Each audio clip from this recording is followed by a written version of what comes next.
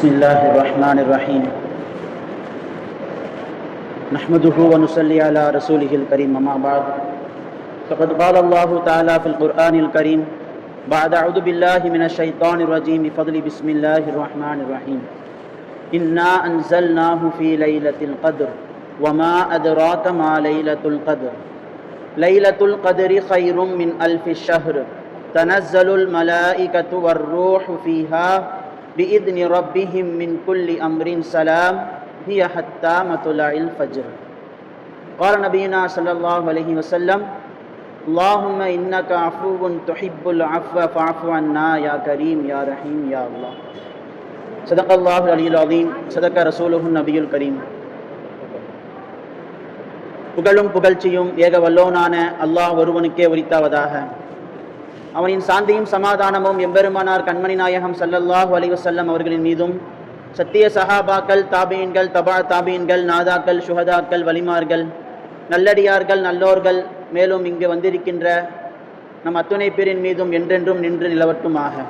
ஆமீன். புனிதமிகு மாதத்தில், புனிதமிகு நாளில் நம்ம எல்லோரையும் அல்லாஹு தாலா நல்லதை பேசுவதற்காக வேண்டி, நல்லதை கேட்பதற்காக வேண்டி நம் அனைவரையும் ஒன்று சேர்த்திருக்கின்றான். இதேபோல் நம் அனைவரையும் அல்லாஹு தாலா நாளை சொர்க்கத்திலே ஒன்றிணைப்பானாக.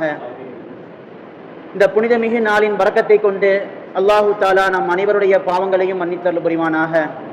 இந்த இரவிலே நாம் செய்து கொண்டிருக்கின்ற, செய்ய போகின்ற எல்லா அமல்களையும் அல்லாஹு தாலா பொருந்திக் கொள்வானாக. ஆமீன். அன்பானவர்களே,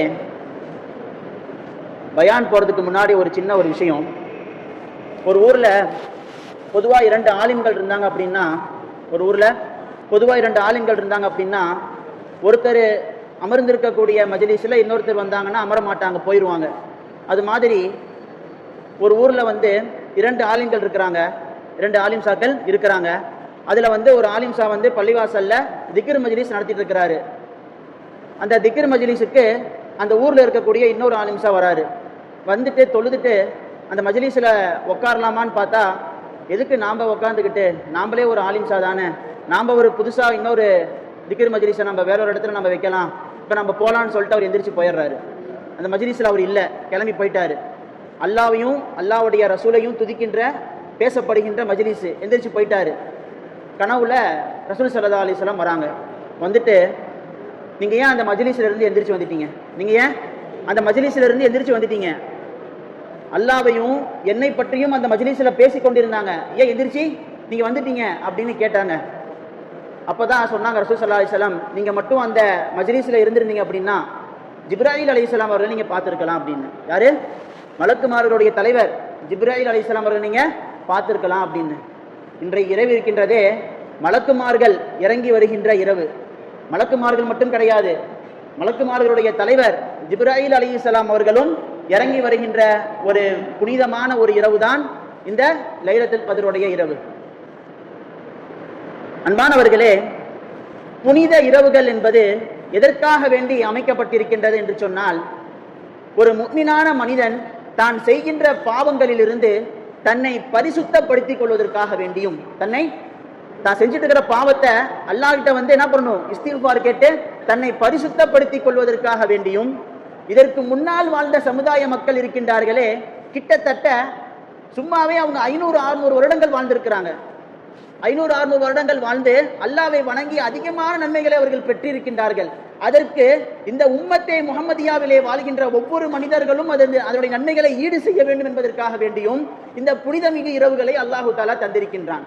யார் இந்த புனிதமான இரவுகளிலே நின்று வணங்குகின்றார்களோ, அல்லாஹ்விடத்திலே பாவ மன்னிப்புகளை கேட்கின்றார்களோ, அவருடைய மற்ற பிற தேவைகளை எல்லாம் கேட்கின்றார்களோ, நிச்சயம் அல்லாஹு தஆலா தருவான் என்பதிலே எந்த விதமான சந்தேகமும் கிடையாது.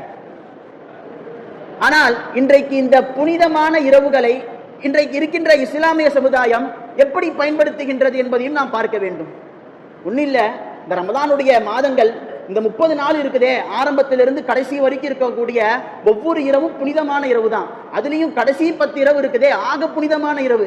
இந்த புனிதமான இரவுகளிலே எத்தனை பேர் நாம் நின்று வணங்கி இருக்கின்றோம் என்பதை நாம் சற்று சிந்தித்து பார்க்க வேண்டும். இந்த ரமதானுடைய மாதத்தில் சஹர் விருந்து போடுறாங்க அப்படின்னா நம்மளுடைய மொஹல்லாலேயோ அல்லது பக்கத்து மொஹல்லாலேயோ சஹரி விருந்து போடுறாங்க அப்படின்னா அந்த மனிதர் வந்து என்ன பண்ணுவார், செய்தியை கேட்ட உடனே தூக்கம் போனாலும் பரவாயில்லன்னு சொல்லி அலாரம் வச்சு எந்திரிப்பார். 2:30 மணிக்கவே போய் சாப்பிட்டு வந்துடணும், சுட சுட போயிட்டு போய் சாப்பிட்டு வந்துடணும்னு சொல்லி என்ன பண்ணுவார், இந்த 2:30 மணிக்கு கண் விழிச்சு நீங்கள் அல்லாவை வணங்குங்க அப்படின்னா இந்த சஹருடைய ஏலான்னு கேட்ட உடனே என்ன பண்ணிடுறாங்க, எந்திரிச்சு போய் சுட சுட போய் சாப்பிட்டு வந்துடலாம். 2:30 மணிக்கெல்லாம் போய் என்ன பண்ணுறாங்க, அலாரம் வைக்கிறாங்க. அலாரம் வச்சு எந்திரிச்சு போனால் அந்த இடத்துல போனால் ஒரு 80, 70, 80, 90 பேர் க்யூவில் நிற்கிறாங்க. இருந்தாலும் க்யூ அவ்வளோ பேர் நின்றாலும் நாம் நின்று சாப்பிட்டு தான் போகிறோம் அப்படின்னு என்ன பண்ணுறாங்க, அந்த வரிசையில் நின்று சாப்பிட்றாங்க. அதுவும் இன்னும் சில பேர்லாம் எப்படி தெரியுமா, எங்கடா நம்ம தூங்கிட்டோம் அப்படின்னா பிரியாணி மிஸ் ஆயிருமே, சாப்பாடு மிஸ் ஆயிருமே அப்படின்னு சில நல்ல நல்ல அமல்களில் ஈடுபடுவாங்க. நீங்கள் நினைக்கிற மாதிரி திக்ரு ஃபிக்ரு கிடையாது. இது வந்து வேறு விதமான நல்ல அமல். கேரம் போர்டு, செஸ் விளையாடுவாங்க, கேரம் போர்டு விளையாடுவாங்க, கிரிக்கெட் விளையாடுவாங்க. அதுக்கப்புறம் என்னது, பைக் ரேஸ்லாம் ஓட்டுவாங்க, வீணான பேச்சுக்களை பேசிகிட்டு இருப்பாங்க. ஆனால் என்ன பண்ண மாட்டாங்க, அல்லாஹ்கிட்ட 2 ரக்காத் தொழுது பாவ மன்னிப்பையும் பிற தேவைகளையும் கேட்க மாட்டாங்க. இது போன்ற நல்ல நல்ல அமல்களை வேணால் என்ன பண்ணுவாங்க, அவங்க ஈடுபடுவாங்க. தொழுகைக்காக வேண்டி இன்றைக்கு இஸ்லாமிய சமுதாயத்தில் வாழ்கின்ற மக்கள் எழுப்புவது கிடையாது. தன்னுடைய குடும்பத்தார்களையோ தன்னுடைய நண்பர்களையோ தொழுகைக்காக வேண்டி ஃபோன் பண்ணி எந்திரிச்சு வாப்பா பள்ளிக்கு வாங்க தொழுகை நடந்துட்டு இருக்குது அப்படின்னு சொல்லி அழைப்பது கிடையாது. இந்த சஹர் விருந்து போட்டாங்க அப்படின்னா ஃபோன் போடுறது, ஒரு 10-20 ஃபோன் வந்துடும். இப்பா இன்னும் ஆளை காணோம், முடிய போது சாப்பாடு, கிளம்பி எந்திரிச்சு வாப்பா, 10-20 ஃபோன் வந்துடும். உடனே கிளம்பி வந்துருவாப்புல அவரு. சரி சஹர்லாம் சாப்பிட்டு டைம் பார்ப்பாங்க. டைம் பார்த்தா ஒரு 4:30 மணி தான் இருக்கும், 4:30 மணி தான் ஆயிருக்கும். தொழுகை எப்போ, 5:30 மணிக்கு. இன்னும் 1 மணி நேரம் டைம் இருக்குது. இப்போ நான் போய் தூக்கத்தை போடுவோம், போய் ஒரு தூக்கத்தை போடுன்னு சொல்லி படுப்பாங்க. படுத்து மணி எந்திரிச்சு பார்த்தா 10 மணி. இப்போ எத்தனை மணி இருக்குங்க, 10 மணி. அன்னையோடைய ஃபஜரே போயிருச்சு. அதில் சில பேர் எப்படி தெரியுமா, என்னதான் சாப்பிட்டு வந்து படுத்தாலும் கரெக்டாக அந்த வேலைக்கு போகிற டைமில் எந்திரிச்சிருவாங்க. வேலைக்கு போகக்கூடிய டைமை எந்திரிச்சிருவாங்க. ஒரு நாள் ஃபஜருடைய தொழுகை போனாலும் எனக்கு கவலை இல்லை, ஆனால் ஒரு நாள் சம்பளம் எனக்கு போகக்கூடாது. அல்லாஹ் பாதுகாக்கணும். ஒரு நாள் ஃபஜர் தொழுகை எனக்கு போனாலும் பரவாயில்லை, ஒரு நாள் சம்பளம் எனக்கு போகக்கூடாது என்பதற்காக வேண்டி காலையில தான் என்ன பண்ணிடுவாங்க, சாப்பிட்டு வந்து எந்திரிச்சிருவாங்க. எந்திரிச்சு வேலைக்கு குளிச்சு முடிச்சு கிளம்பி போயிடுவாங்க. இன்றைக்கு இஸ்லாமிய சமுதாயம் இதைத்தான் விளங்கி கொண்டிருக்கின்றது. தீனுடைய விஷயங்களை எல்லாம் விளங்குவது கிடையாது. துன்யாவுடைய விஷயங்கள் எப்படி என்பதை தான் இன்றைக்கு இஸ்லாமிய சமுதாயத்திலே வாழ்ந்து கொண்டிருக்கின்ற ஆண்களும் பெண்களும் விளங்கி வைத்திருக்கின்றார்கள். இன்றைக்கு நம்மில் எத்தனை பேர் சென்ற புனித இரவான ஷாபான் 15 பராத் இரவிலே கண்விழித்து அல்லாஹ்விடத்தில் நாம் பாவ மன்னிப்பு கேட்டிருப்போம். ரப்புல் ஆலமீனே அறிவிக்கின்றான், அலாமின் முஸ்தக்ஃபிரின். பராத் இரவு 15ல அல்லாஹ் இறங்கி வந்து அறிவிக்கிறான், அலாமின் முஸ்தக்ஃபிரின், யாராவது என்கிட்ட பாவ மன்னிப்பு தர்றவங்க இருக்கிறீங்களா அப்படின்னு. யாரு கேட்டோம், நம்மள எத்தனை பேர் கேட்டீங்க. அலாமின் முஸ்தர்சிதின், யார் யார் என்கிட்ட ரிஸ்க் வேணும் கேட்குறீங்க, நான் உங்களுக்கு கொடுக்குறேங்கிறான் அல்லாஹ். நம்ம எத்தனை பேர் அந்த புனித இரவை நாம் பயன்படுத்தி இருப்போம், அந்த புனித இரவை பயன்படுத்தி அன்றைய நாளிலே நாம் நோன்பு வைத்திருப்போம். நாம் சற்று சிந்தித்து பார்க்க வேண்டும் அன்பானவர்களே. இன்றைக்கு நாம் இதை எதுவுமே செய்யாமல் இருக்கிறதுனால தான் நம்மளுடைய வாழ்க்கையில் எந்த விதமான மாற்றமும் ஏற்படாமல் இருக்கின்றது. சாதாரண இரவா அந்த 15 ஷாபான் 15 இருக்கின்றதே, சாதாரண ஒரு இரவா. அல்லாஹ் அக்பர். ஒரு மனிதன் ஒரு வருடத்திலே எப்படி அவன் வாழ்வான், எப்படி அவன் சாகுவான், எப்படி அவனுக்கு என்னென்ன விஷயங்கள் எல்லாம் அவனுக்கு கிடைக்கும் அந்த வருடத்திலே என்பது எல்லாம் அல்லாஹு தஆலா லிஸ்ட் போட்டு இறக்கிற இரவு. அவன் அந்த வருடம் முழுவதும் கண்ணியமா வாழுவானா அல்லது இழிவா வாழுவானா, அவனுக்கு நல்ல காசு கிடைக்குமா, காசு கிடைக்காதா, கல்யாணம் ஆகுமா, கல்யாணம் ஆகாதா, குழந்தை பிறக்குமா, குழந்தை பிறக்காதா, போன எல்லா விதமானவற்றையும் அல்லாஹு தஆலா லிஸ்ட் போட்டு இறக்கிற அந்த இரவு. அதை யார் பயன்படுத்துறா, தொழுது முடிச்சோடனே வீட்டில் போய் படுத்துறாங்க. யாரும் அதை பயன்படுத்துவது கிடையாது. நம்ம நிறைய பேர் அது போன்ற இரவுகளை நாம் பயன்படுத்தாமல் விட்டுவிட்டதன் காரணமாகத்தான் நம்மளுடைய வாழ்க்கையில் இன்றளவுக்கும் மாற்றம் ஏற்படாமல் இருக்கின்றது. இன்றைக்கு பிற சமுதாய மக்களை காட்டிலும் நாம் இன்னும் தாண்டவர்களாகவே பிறருடைய கண்களுக்கு தெரிவதற்கு காரணம் இது போன்ற புனித இரவுகளை யாரும் பயன்படுத்துவது கிடையாது. இப்போ ஷாபான் 15 முடிஞ்சிருச்சு அல்ஹம்துலில்லாஹ். அதற்கு பிறகு நாம் இப்பொழுது லைலத்துல் கத்ர் புனித ரமதானுடைய மாதத்திலே இருக்கக்கூடிய 27வது இரவிலே நாம் அமர்ந்திருக்கின்றோம். இன்றைய நாளுடைய இரவையும் புனித இரவையும் ஒரு மனிதன் தவற விடுகின்றான் என்று சொன்னால், அதிலே வணங்காமல் அல்லாஹ்விடத்திலே பாவ மன்னிப்பு கேட்காமல் ஒருத்தன் தவற விடுகின்றான் என்று சொன்னால், அவனை விட ஒரு துர்பாக்கியசாலி இந்த உலகத்தில் யாரும் கிடையாது. உண்மையிலே யார் தெரியுமா நிர்பாக்கியசாலி? உண்மையிலே யார் தெரியுமா நிர்பாக்கியசாலி? லைலத்துல் கத்ருடைய இரவு, லைலத்துல் கத்ருடைய இரவு எவ்வளோ பெரிய பாக்கியமுள்ள இரவு தெரியுமா? இன்றைக்கு இந்த உலகத்தில் சாதாரணமாக 70 வயசுக்கு மேலே வாழ்ந்துட்டாலே கண்ணு வைக்கிறாங்க. என்னப்பா இவ்வளோ வயசு வாழ்ந்துட்டியா, பேரம்பேத்தியெல்லாம் பார்த்துட்ட போலையே, 75 வயசு 80 வயசுலாம் ஆயிடுச்சு அவனுக்கு அப்படின்னு என்ன பண்ணுறாங்க, கண்ணு வைக்கிறாங்க. ஆனால் ஜஸ்ட் ஒரு நைட்டு நைட்டு இன்றைய மகரிப்புல இருந்து அடுத்த நாள் ஃபஜர் வரைக்கும் ஒரு மனிதன் நின்று வணங்கினால் கிட்டத்தட்ட 83 ஆண்டுகள் நின்று வணங்கிய நன்மையை ரப்புல் ஆலமீன் எழுதுகின்றான் என்று சொன்னால் அந்த இரவை யாராவது ஒருத்தர் தவற விடுவாங்களா? அதனால எந்த ஒரு மனிதன் நான் அந்த இரவை தவறவிட மாட்டேன் என்று அந்த லைலத்துல் கத்ருடைய இரவிலே நான் வணங்குவேன் என்று சொல்லி உறுதி எடுக்கிறார். அந்த லைலத்துல் கத்ருடைய இரவு பிறை 27 என்பது ஆதாரபூர்வமான பல ஹதீஸ்கள் இருந்தும் மார்க்க அறிஞர்களுடைய பல உன்னதமான ஆராய்ச்சியின் அடிப்படையிலே பிற 27 தான் லைலத்துல் கத்ர் என்ற ஒரு அறிவிப்பு இருந்தும் அந்த மனிதர் நான் அந்த இரவிலேயும் நான் நிச்சயம் நின்று வணங்குவேன். நபி ஸல்லல்லாஹு அலைஹி வஸல்லம் அவர்கள் சொல்லி இருக்கின்றார்களே, நீங்கள் லைலத்துல் கத்ருடைய இரவை தேடுவதாக இருந்தால் பிற 21, 23, 25, 27, 29 போன்ற 5 இரவுகளிலேயும் ஒற்றைப்படை இரவுகளில் தேடுங்கள் என்று சொல்லியிருக்கின்றார்களே, அதிலேயும் நான் நின்று வணங்குவேன் என்று யார் பிற 21 இன்று வரைக்கும் யார் நின்று வணங்கி அல்லாஹ்விடத்திலே பாவ மன்னிப்பு தேடினார்களோ அவர்கள் ஒவ்வொருத்தரும் நற்பாக்கியசாலிகள் தான். அவர்கள் ஒவ்வொருத்தரும் நற்பாக்கியசாலிகள் தான். இன்றைக்கு நம்ம எத்தனை பேர் ஒற்றைப்படை இரவுகளை நாம் பயன்படுத்தினோம்? இந்த 21, 23, 25, இன்றைக்கு 27, இதற்கு முன்னால் போன அந்த இரவுகளை எல்லாம் நம்ம எத்தனை பேர் பயன்படுத்தி இருக்கின்றோம்? எத்தனை பேர் அல்லாஹ்விடத்தில் நாம் பாவ மன்னிப்பு தேடி இருக்கின்றோம்? அன்பானவர்களே, யார் இந்த லைலத்துல் கத்ருடைய இரவிலே நின்று அல்லாஹு தஆலாவிடத்திலே வணங்குகிறார்களோ அவர்களுடைய முன் சென்ற பாவங்களை எல்லாம் அல்லாஹு தஆலா மன்னிக்கிறாங்கறான். புகாரி ஷரீஃப்ல வரக்கூடிய ஒரு ஹதீஸ் இது. யார் அதை பயன்படுத்தினார்கள்? முன் சென்ற பாவங்கள், நாம் செய்த போன முன்னால் சென்ற பாவங்களை எல்லாம் அல்லாஹ் மன்னிக்கிறாங்கறான். எனவே அன்பானவர்களே, இந்த லைலத்துல் கத்ருடைய இரவை நாம் தவற விட்டு விடக்கூடாது. சரி, பிற 27 அப்படிங்கிறதுக்கு சாதாரணமானவர்கள் எல்லாம் சொல்லல 27 தான் லைலத்துல் கத்ர் இருக்கு அப்படின்னு சொன்னவங்க எல்லாருமே மிக பெரும் ஒரு சஹாபாக்கள் தான். நபி ஸல்லல்லாஹு அலைஹி வஸல்லம் ஒரு 4 சஹாபாக்கள் பேரை சொல்றாங்க. 4 சஹாபாக்கள் பேரை சொல்லி ஃபர்ஸ்ட் யாரை சொல்றாங்கன்னா அப்துல்லா இப்னு மஸ்ஊத் ரலியல்லாஹு சொல்றாங்க. ரெண்டாவது யாரை சொல்றாங்க? உபை இப்னு கஅப் ரலியல்லாஹு சொல்றாங்க. மூணாவது முஆத் இப்னு ஜபல் ரலியல்லாஹு. நான்காவது ஹுதைஃபா ரலியல்லாஹு. 4 பேர்களையும் சொல்லி நீங்கள் குர்ஆனை கற்றுக்கொள்வதாக இருந்தால் இவர்களிடத்திலே நீங்கள் குர்ஆனை கற்றுக்கொள்ளுங்கள் என்பதாக சொல்றாங்க. இப்படிப்பட்ட இந்த 4 பேர்ல ஒருத்தர் தான் உபை இப்னு கஅப் ரலியல்லாஹு. இவர்கிட்ட சிர் இப்னு ஹுபைஷ் ரலியல்லாஹு அவங்க கேட்கறாங்க, இந்த மாதிரி உங்களுடைய தோழர் அப்துல்லா இப்னு மஸ்ஊத் ரலியல்லாஹு சொல்றாங்களே என்னன்னு, இந்த மாதிரி லைலத்துல் கத்ருடைய இரவு வருடம் முழுவதும் இருக்கின்றது, யார் வருடம் முழுவதும் நின்று வணங்குவாரோ அவர் மட்டும்தான் அந்த லைலத்துல் கத்ருடைய இரவை அடைந்து கொள்ள முடியும் என்று சொல்லுகின்றாரே, இது விஷயத்தில் உங்களுடைய கருத்தன் என்பதாக சொல்லும் பொழுது அப்பொழுது உபை இப்னு கஅப் ரலியல்லாஹு சொன்ன வார்த்தை, அல்லாஹு தாலா அவருடைய இல்மிலே பரக்கத் ஏற்படுத்துவானாக, அல்லாஹு தாலா அவருடைய இல்மிலே பரக்கத் செய்வானாக என்பதாக துவா செஞ்சுட்டு அவங்க சொல்றாங்க, அவருக்கும் தெரியும் லைலத்துல் கத்ருடைய இரவு ரமதானுடைய மாதத்திலே இருக்கின்றது, அதுவும் பிந்திய பத்திலே இருக்கின்றது என்பதும் அவருக்கு தெரியும் என்று சொல்லி அல்லாஹ்வின் மீது சத்தியமிட்டு கூறுகிறேன் அந்த லைலத்துல் கத்ருடைய இரவு பிற 27 இருக்கின்றது என்று. அதன் அடிப்படையில் தான் அன்பானவர்களே, இன்றைக்கு நாம் 27 என்ற இந்த பிறை கணக்கை வைத்து நாம் லைலத்துல் கத்ருடைய இரவை நாம் வணங்கிக் கொண்டிருக்கின்றோம். அன்பானவர்களே, இந்த லைலத்துல் கத்ருடைய மிக பெரும் ஒரு சிறப்புகளை பார்த்தோம் அப்படின்னா எக்கச்சக்கமா இருக்குது. இதுல முதலாவது சிறப்பு என்ன பார்த்தோம்னா, மலக்குமார்கள் இறங்கி வராங்க. இந்த லைலத்துல் கத்ருடைய இரவில் யார் வராங்க? மலக்குமார்கள் இறங்கி வராங்க. மலக்குமார்கள் இறங்கி வந்து யார் யாரெல்லாம் இந்த லைலத்துல் கத்ருடைய இரவை பயன்படுத்தி கொண்டிருக்கின்றார்களோ, நல்லா கேளுங்க, யாரு இந்த லைலத்துல் கத்ருடைய இரவை யார் யார் பயன்படுத்தி கொண்டு அல்லாஹ்வை நின்று வணங்கி கொண்டு அல்லாஹ்விடத்திலே பாவ மன்னிப்பை தேடிக்கொண்டு இருக்கின்றார்களோ அவர்களிடத்தில் நட்புறவு கொள்கிறார்கள். வேற யார்ட்டையும் கிடையாது. வீட்டில் போய் தூக்கிட்டு இருக்கிறாங்க பார்த்தீங்களா, அவங்கள்ட்டலாம் கிடையாது. அவங்களுக்கு என்ன பண்ண மாட்டாங்க நட்புறவு. யார் இந்த இரவை பயன்படுத்துகிறார்களோ அவர்களோடு மட்டும்தான் அவர்கள் நட்புறவு வைப்பார்கள். இதற்கு நபி ஸல்லல்லாஹு அலைஹி வஸல்லமுடைய காலத்திலிருந்தே சஹாபாக்கள் இருக்கிறாங்கல்ல, அவங்களோட யார் இருந்திருக்கிறா? மலக்குமார்கள் தொடர்பில் இருந்திருக்கிறாங்க. அல்லாஹ் அக்பர். அப்ப மலக்குமார்களே சஹாபாக்களோடு தொடர்பில் இருந்தாங்க அப்படின்னா இப்ப சஹாபாக்களுடைய அந்த ஈமான் தக்குவா அவங்களுடைய அமல்கள் எப்படி இருந்திருக்கும் என்பதை நாம் சற்று சிந்தித்து பார்க்க வேண்டும். ஹன்லலா ரலியல்லாஹு இவங்க உஹது போர்ல ஷஹீதாக்கப்பட்ட ஒரு சஹாபி. எப்படி ஷஹீதாக்கப்படுறாங்க? குளிப்பு கடமையான நிலையில ஷஹீதாக்கப்படுறாங்க. ஹன்லலா ரலியல்லாஹு குளிப்பு கடமையானப்பட்ட நிலையில் என்ன பண்றாங்க? தன்னுடைய மனைவியோடு சேர்ந்து இருக்கிறாங்க.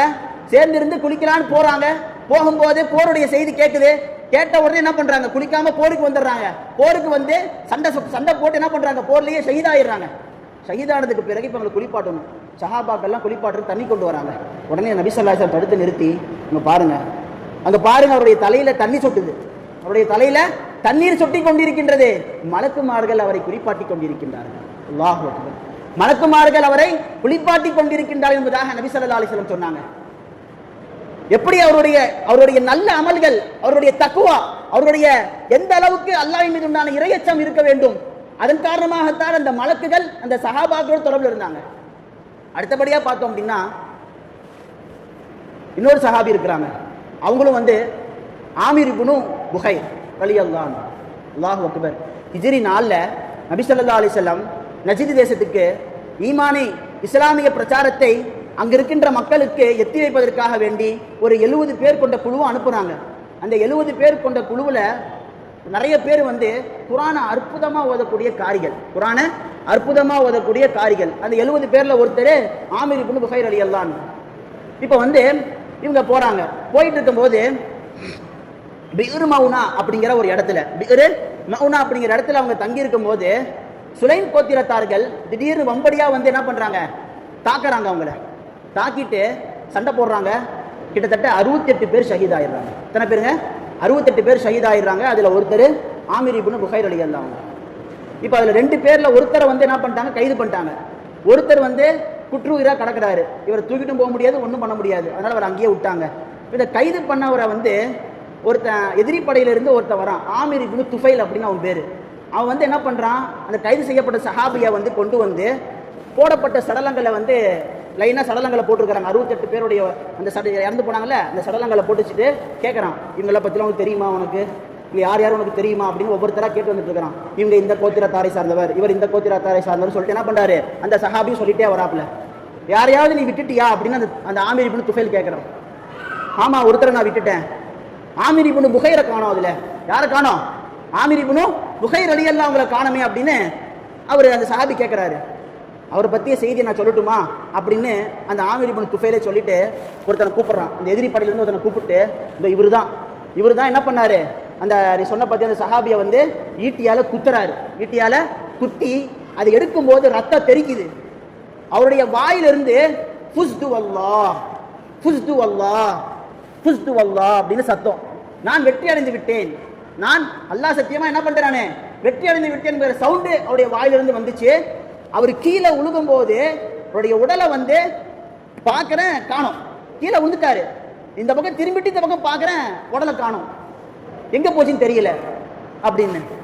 உடனே அப்ப சொன்னாரு அந்த சஹாபி, இவருடைய உடலை இவர் யாரும் தூக்கி போகல, இவருடைய உடலை மலக்குமார்கள் தூக்கி சென்று விட்டார்கள், இவருடைய உடலை மலக்குமார்கள் தூக்கி சென்று விட்டார்கள் என்பதாக அந்த சஹாபி சொன்னதாக வரலாற்றிலே பதியப்படுகின்றது.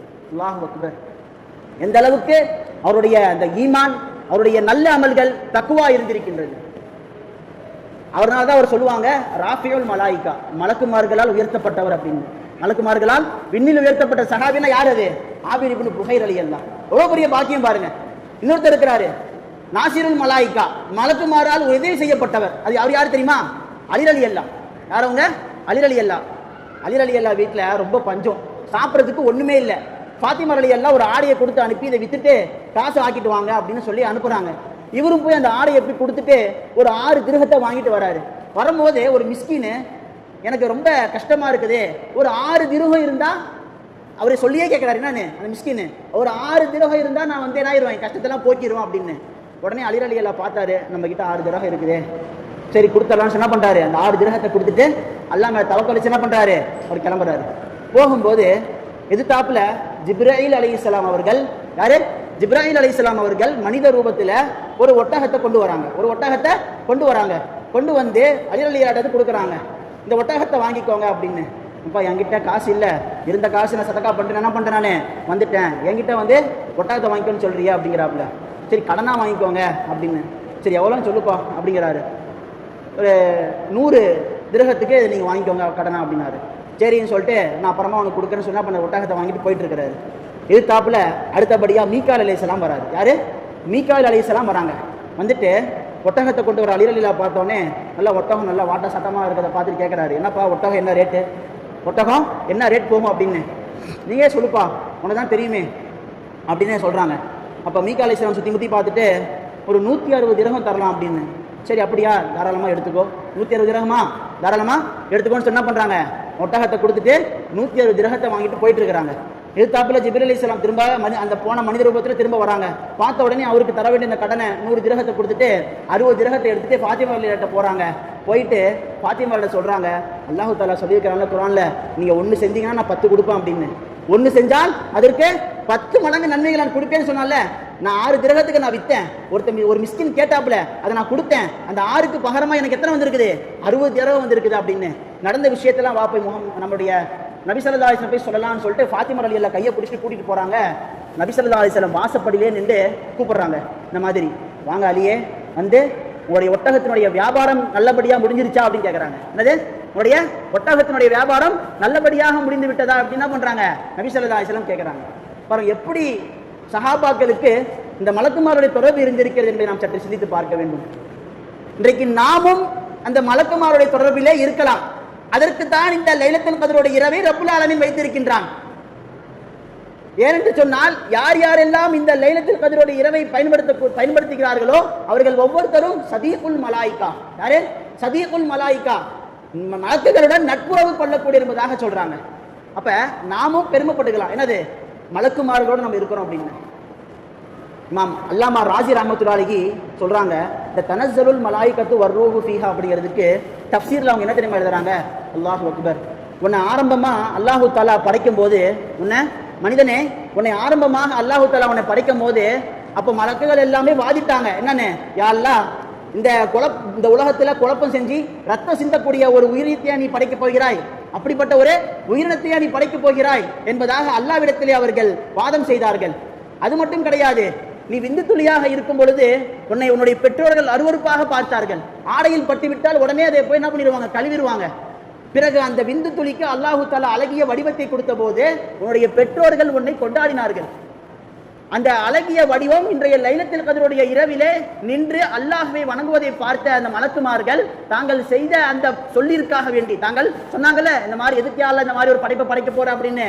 அப்ப அவங்களுக்கு தெரியாது, இந்த மாதிரி இந்த மனித படைப்புகள் அல்லாஹ்வுடைய அந்த 21, 23, 25, 27, 29 எதிரடா அல்லாஹ் நீ லைலத்துல் கத்ர் இரவை வைத்திருக்கின்றாய் என்று ஒவ்வொரு இரவிலேயும் நின்று வணங்கி கொண்டிருப்பதை பார்த்து தாங்கள் சொன்ன அந்த சொல்லுக்கு மன்னிப்பு கேட்பதற்காக வேண்டி இந்த இரவிலே இறங்கி வருகிறார்கள் என்பதாக அல்லாமா ராஜி ரஹிமஹுல்லாஹ் தன்னுடைய தஃப்சீரிலே எழுதுகிறார்கள். அல்லாஹு அக்பர்.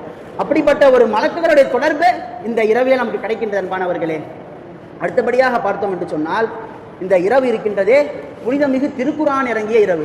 புனிதமிகு திருக்குரான் இறங்கிய இரவு. ஒரு முறை மூசா அலைஹிஸ்ஸலாம் வந்து, எப்பயுமே மூசா அலைஹிஸ்ஸலாம் அல்லாஹ்ட டைரக்டாக பேசுவாங்க. வாதம் செய்கிறதா இருந்தாலும் சரி, நல்ல பேச்சு பேசினாலும் அல்லாஹ்ட டைரக்டாக என்ன பண்ணுவாங்க, பேசுவாங்க. அப்படி ஒரு வாட்டி மூசா அலைஹிஸ்ஸலாம் கேட்குறாங்க, யா அல்லாஹ் நீ வந்து தூங்குறது கிடையாது அப்படின்னு. ரப்பே நீ ஏன் தூங்குறது கிடையாது அப்படின்னு. அப்போ அல்லாஹ் சொன்னானாமா, இந்த மாதிரி ஒரு பாட்டிலை கையில் எடுத்துக்கோங்க மூசா, ஒரு பாட்டிலை, கண்ணாடி பாட்டிலை கையில் எடுத்துக்கோங்க, அதை வச்சு நில்லுங்க அப்படின்னு. நிற்கிறாரு. ஒரு நாள் நின்றாரு, 2 நாள் நின்றாரு, 3ஆவது நாள் நிற்க முடியல. கையில் இருக்கிற பாட்டில் கீழே விழுந்து உடஞ்சிருச்சு. அல்லாஹ் கூப்பிட்டு கேட்குறான், என்ன மூசா கையில் பாட்டில் கொடுத்து நிற்க சொன்னனே, பாட்டில் எங்க அப்படின்னு கேட்குறாரு. யா அல்லாஹ், ஒரு நாள் நின்றேன், 2 நாள் நின்றேன், 3ஆவது நாள் தூக்கம் தாங்காமல் என்ன ஆயிடுச்சு, சொக்கி கீழே விழுந்துருச்சு யா அல்லாஹ் அப்படின்னு. இது போன்றுதான் மூசா, உலகம் என்ற பாட்டிலை நான் என்னுடைய கையிலே வைத்திருக்கின்றேன், நான் தூங்கினால் இந்த உலகம் விழுந்து உடைந்து விடும் என்பதாக அல்லாஹு தஆலா சொன்னார். அடுத்தபடியாக மூசா அலைஹிஸ்ஸலாம் கேட்குறாங்க, யா அல்லாஹ், உன்னுடைய தகுதிக்கு நீ ரொம்ப கருணையாளனாச்சே, உன்னுடைய தகுதிக்கு போய் நரகத்தை படைக்கலாமா, உன்னுடைய தகுதிக்கு போய் நீ நரகத்தை படைக்கலாமா அப்படின்னு. அப்பா இதுக்கும் ஒரு வழி வச்சா, இதுக்கும் மூசா அலைஹிஸ்ஸலாம்கிட்ட அல்லாஹ் சொன்னான், இப்போ கோதுமையை பயிர் செஞ்சு வீட்டில் அடுக்கி வைங்க அப்படின்னு. கோதுமையை பயிர் செஞ்சு வீட்டில் அடுக்கி வைங்க அப்படின்னு. அதே மாதிரி கோதுமையை பயிர் செஞ்சு வீட்டில் அடுக்கி வைக்கிறாரு. அல்லாஹ் தஆலா கூப்பிட்டு கேட்குறான், என்ன மூசா செஞ்சிட்டீங்களா, வீட்டில் அடுக்கி வச்சுட்டீங்களா கோதுமையை அப்படின்னு. வச்சுட்டேன் அல்லாஹ். சரி, இந்த கோதுமையுடைய கசடுகளை எல்லாம் என்ன பண்ணீங்க, அதை புடைக்கும் போது வரும் பார்த்தீங்களா, கோதுமையை புடைக்கும் போது அந்த கசடு அதெல்லாம் என்ன பண்ணீங்க அல்லாஹ், அதெல்லாம் குப்பை, அதெல்லாம் குப்பை, அதை போய் வீட்டில் வைக்க முடியுமா, அதை போய் வீட்டில் வைக்க முடியுமா, அதான் அப்பயே நான் என்ன பண்ணிட்டேன், தூக்கி போட்டேன் அப்படின்னு.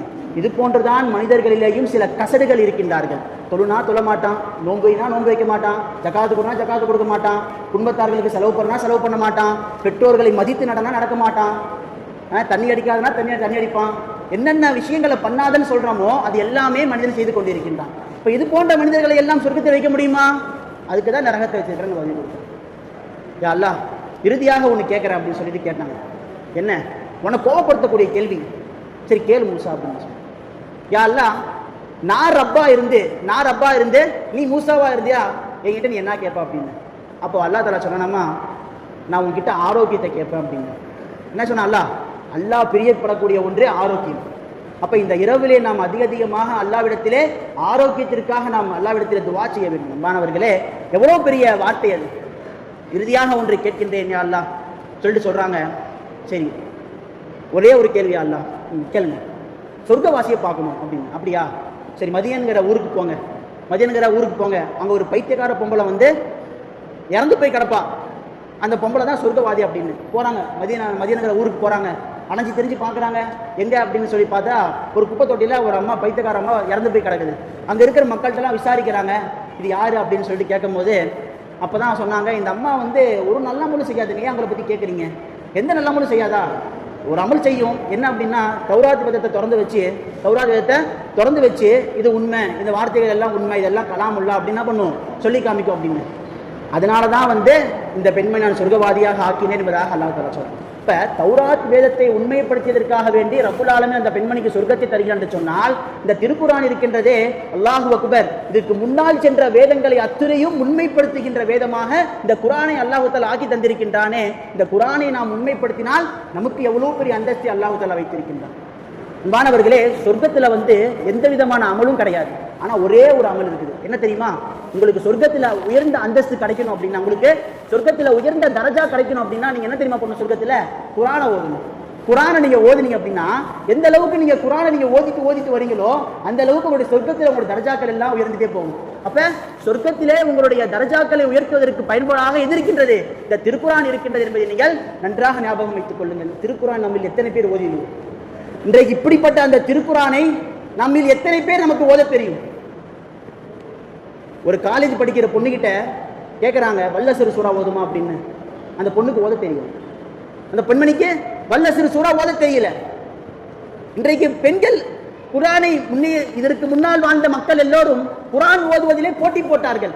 ஆனால் இன்றைக்கு இருக்கின்ற சமுதாய மக்கள் குர்ஆனினுடைய கவலை கூட வருவது கிடையாது. குர்ஆனை எடுத்து ஓதலாம் அப்படிங்கிற நினைப்பு கூட வருவது கிடையாது. தன்னுடைய பிள்ளைகளையும் அவர்கள் அப்படித்தான் வளர்த்தி கொண்டிருக்கின்றார்கள். தன்னுடைய பிள்ளை என்ன பண்றாங்க, என் பிள்ளையை நான் அந்த காலேஜில் படிக்க வைக்கிறேன்ப்பா, இந்த கோர்ஸ் படிக்க வைக்கிறேன்ப்பா அப்படின்னு பெருமையாக பேசுகின்றார்களே தவிர, அவர்களுக்கு குர்ஆனுடைய கல்வியை நீங்கள் கற்றுத்தந்தீர்கள் பார்த்தால் கிடையாது. இப்படி இருக்கிறதுனால தான் இந்த மாதிரிலாம் ஒரு கேஸ் எல்லாம் வருது. வல்லசிறு சூறா கூட ஓத தெரியல அந்த பெண்மணி. அதோட விடுங்க, ஒரு வாலிபன்ட்ட போய் கூப்பிட்டு கேட்கறாங்க, ஃபாத்திமா ரலியல்லாஹ் ரசூல் ஸல்லல்லாஹு அலைஹி வஸல்லம் யாருப்பா அப்படின்னு. ஒரு காலேஜ் படிக்கக்கூடிய ஒரு பையன்ட்ட கேட்கறாங்க, ஃபாத்திமா ரலியல்லாஹ் வந்து நபி ஸல்லல்லாஹு அலைஹி வஸல்லம் யாருப்பான்னு கூப்பிட்டு கேட்டதுக்கு அவன் சொல்றான், நபியுடைய பொண்டாட்டி அப்படின்னு. எங்க போய் சொல்றது?